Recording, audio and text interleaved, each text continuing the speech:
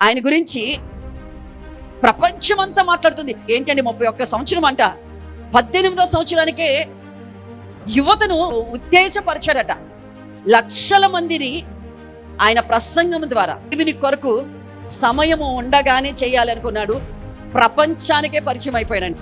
మనం కూర్చున్నామా, మాటల్లో కూర్చున్నామా, సరదాగా కూర్చున్నామా, టీవీ దగ్గర కూర్చున్నామా, ఎవరితోటో కబుర్లు వేసుకుంటా కూర్చున్నామా, ఫోన్ పట్టుకున్నామా, మనకి టైం ఎంత అయిందో, ఏం చేస్తున్నామో, దేవునికి ఉపయోగంగా ఉన్నామా, ఈ రోజు ఇచ్చిన దేవునికి నేను ఏం చేశాను, కనీసం అనేక మంది కొరకు ప్రార్థించానా, నేను దేవునితో గడిపానా, వాళ్ళతో వీళ్ళతో మాట్లాడుతున్నాను ఇన్ని గంటలు, నా యేసయ్యతో కనీసం ఒక అర్ధ గంట అయినా మాట్లాడగలుగుతున్నానా, మన లైఫ్లో కనీసం మన కుటుంబాన్ని నడిపించుతున్నామా, మనకి పరిచయం అయిన వాళ్ళకి దేవుని గురించిన ఈ యొక్క చక్కని స్వార్థను ప్రకటించగలుగుతున్నామా?